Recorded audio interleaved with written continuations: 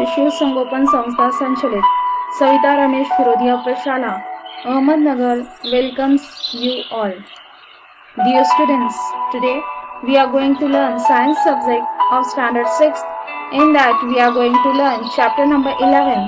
The name of the chapter is work and energy.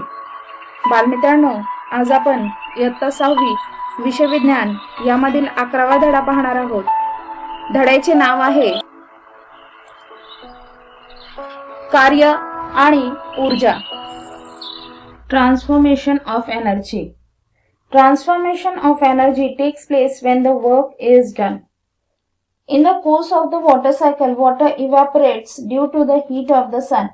This water evaporates, forms clouds that give rain. Rainwater flows into the river and is stored the reservoirs on dams. These are at the height and therefore their water has potential energy, which is transformed into kinetic energy. When the water falls on the blades of the turbine, its kinetic energy is transferred to the turbine. The turbine rotates, producing electric energy. This electricity gets transformed into various other forms of energy. Electrical energy is used in our houses for various purposes.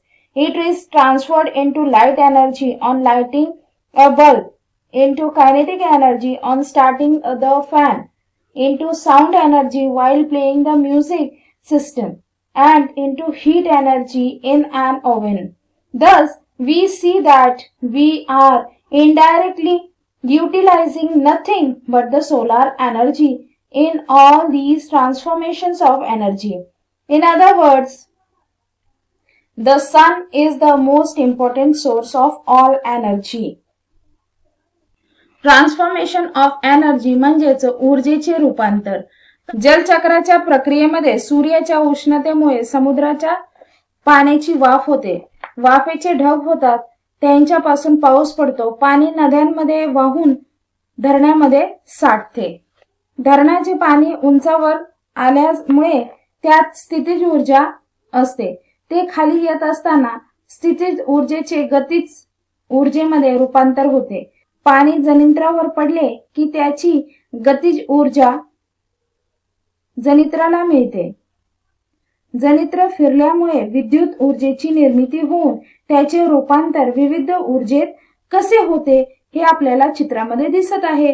विद्युत ऊर्जेचा वापर घरामध्ये विविध कारणांसाठी केला जातो. विद्युत ऊर्जेचा रूपांतर बल्ब लावण्यास प्रकाश ऊर्जेत, पंखा चालू केल्यास गतीज ऊर्जेत, टेप लागू केल्यास ध्वनी ऊर्जेत, तर ओव्हन लावल्यास उष्णता ऊर्जेत होते.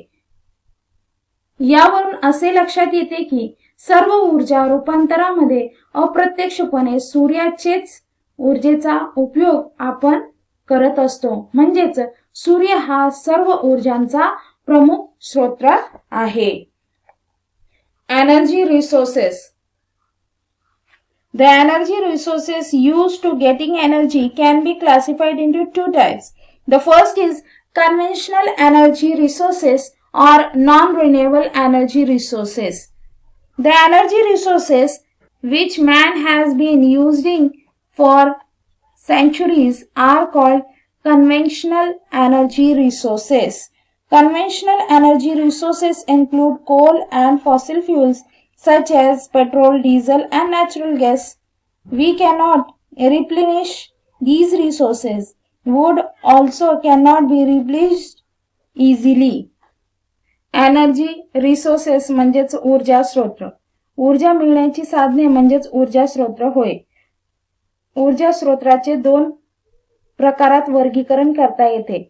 पहिले आहे पारंपरिक ऊर्जा स्रोत किंवा अनविकरणीय ऊर्जा स्रोत. शक्यानुशक्य मानव ज्या ऊर्जा स्रोताचा वापर करतो आहे त्या ऊर्जा स्रोतांना पारंपरिक ऊर्जा स्रोत असे म्हणतात. पारंपरिक ऊर्जा स्रोतांमध्ये गाई म्हशींचे शेणापासून बनवलेल्या गोळ्या, वनस्पतीचा पालापाचोळा तसेच लाकूड, कोळसा व अलीकडील जीवाश्म इंधने जसे पेट्रोल, डिझेल, नैसर्गिक वायू यांचा समावेश होतो. हे ऊर्जा स्रोत आपल्याला पुन्हा निर्माण करता येत नाहीत. Non-conventional energy resources or renewable energy resources. In that, these resources have not been used traditionally.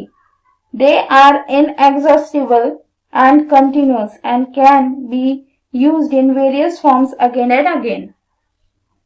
These are solar energy, wind energy, tidal energy, and energy obtained from oceanic waves, hydroelectric or tidal power, atomic energy. These are the types of non-conventional energy resources. Non-conventional energy resources म्हणजेच अपारंपरिक ऊर्जा स्रोत किंवा नवीकरणीय ऊर्जा स्रोत. या ऊर्जा स्रोतांचा वापर पूर्व परंपरेने करण्यात येत नव्हता. हे ऊर्जा स्रोत अक्षय व अखंड आहेत व विविध स्वरूपात हे पुन्हा पुन्हा वापरले जातात. याच्यामध्ये येतात सोलार एनर्जी म्हणजेच सौर ऊर्जा, पवन ऊर्जा, सागरी ऊर्जा, समुद्रातील लहरीपासून मिळणारी ऊर्जा, जलविद्युत ऊर्जा आणि अणु ऊर्जा. The first is solar energy. The energy obtained from the sun is continuous and enormous. Solar energy is at the root of all energy available on the earth. A variety of devices have been developed from making use of the solar energy. For example, the solar cooker, solar water heater, solar dryer, solar cell, etc. Solar electric plant have a capacity to produce electricity on the large scale. Here we can see the picture of solar electric plant. A solar plant consists of many solar cells. Solar energy म्हणजेच सौर ऊर्जा. सूर्यापासून मिळणारी ऊर्जा अखंड व प्रचंड स्वरूपात आहे. पृथ्वीवर उपलब्ध असणाऱ्या सर्व ऊर्जेच्या मुळाशी सौर ऊर्जाच आहे. सौर ऊर्जा उपयोगात आणण्यासाठी नवनवीन साधने विकसित करण्यात आली आहेत, जसे सौर चूल, सौर जलतापक, सौर विद्युत घट इत्यादी. सौर विद्युत घटामुळे विद्युत ऊर्जा मिळवणे शक्य झाले आहे. मोठ्या प्रमाणात विद्युत निर्मिती करण्याची क्षमता व विद्युत संयंत्रात आहे. या संयंत्रात अनेक सौर विद्युत घट असतात. Next is wind energy. Electricity is generated by means of windmills using strong winds. A windmill is also used for drawing water from the wells. Here we can see the picture of windmills. Wind energy म्हणजेच पवन ऊर्जा. वेगाने वाहणाऱ्या वाऱ्याचा वापर करून पवनचक्कीद्वारे विद्युत निर्मिती केली जाते. पवनचक्कीचा वापर विहिरीतील पाणी काढण्यासाठी सुद्धा केला जातो. Hydro electric or tidal power. The water stored in the dam at a height is brought down through the tunnel and the turbines of the generator are rotated. The place where electricity is generated in this way is called a hydroelectric or tidal power plant.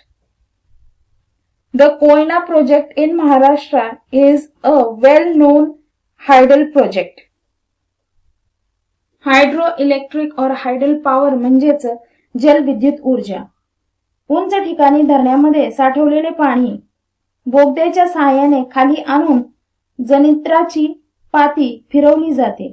अशा पद्धतीने वीज निर्मिती करण्याचे केंद्रांना जलविद्युत केंद्र असे म्हणतात. महाराष्ट्रात कोयना धरणावर मोठा जलविद्युत प्रकल्प कार्यरत आहे. Energy obtained from the oceanic waves. While sea waves move forward into a certain direction, the water moves up and down regularly at the position. These too can be used to generate electricity. समुद्रातील लहरीपासून मिळणारी ऊर्जा. समुद्रातील लाटा पुढे पुढे जाताना एखाद्या ठिकाणी पाणी नियमितपणे वर खाली होत असते. या गोष्टीचा वापर करूनही विद्युत निर्मिती करता येते. Tidal energy. A wall is constructed at a narrow region of the creek. Due to waves generated by high and low tides, the turbine of the generator fitted in the wall starts rotating and electricity is generated. Tidal energy म्हणजेच सागरी ऊर्जा. समुद्रातील खाडीकडील चिंचोळा भाग निवडून त्या ठिकाणी भिंत बांधतात. भरती ओहोटीमुळे निर्माण होणाऱ्या लाटांमुळे भिंतीत वसलेले जनित्र फिरू लागते आणि वीज तयार होते. Atomic energy. The serious crisis of electricity shortage can be eased by generating electricity by means of atomic energy. The heat liberated during the fission of atoms of heavy elements such as the uranium, thorium is used to generate electricity. Atomic energy म्हणजेच अणुऊर्जा. वीज टंचाईचे गंभीर संकट लक्षात घेता अणुऊर्जेद्वारे विजेचे उत्पादन करता येते. युरेनियम, थोरियम यासारख्या जड मूलद्रव्याद्वारे मूलद्रव्यातील अणूंच्या विघटनातून निघणारे उष्णतेचा वापर करून वीज निर्मिती केली जाते. Energy saving and green energy. In a way, saving energy is as good as generating energy. There are several ways of saving energy, such as putting off lamps when not needed, making maximum use of sunlight, etc. Saving energy and energy resources is very necessary. Otherwise, we will have to face a serious calamity like global warming. The energy resources which do not produce smoke and carbon gases such as carbon dioxide or carbon monoxide are called green energy resources. Greater use of such resources is the need of the hour. विजेची बचत ही एक अर्थाने विद्युत निर्मितीच आहे. गरज नसताना दिवे बंद करणे, सूर्यप्रकाशाचा जास्तीत जास्त वापर करणे असे ऊर्जा बचतीचे अनेक मार्ग आहेत. ऊर्जा बचत करणे काळाची गरज आहे, अन्यथा जागतिक तापमान वाढीसारख्या गंभीर समस्याला तोंड द्यावे लागेल. ज्या ऊर्जा स्रोतांच्या वापरामधून कार्बन, धूर व त्यांचे विविध घटक जसे कार्बन डायऑक्साईड, कार्बन मोनोऑक्साईड निर्माण होत नाही, अशा स्रोतांच्या वापराची आज गरज आहे. Here we have finished this chapter. Thank you.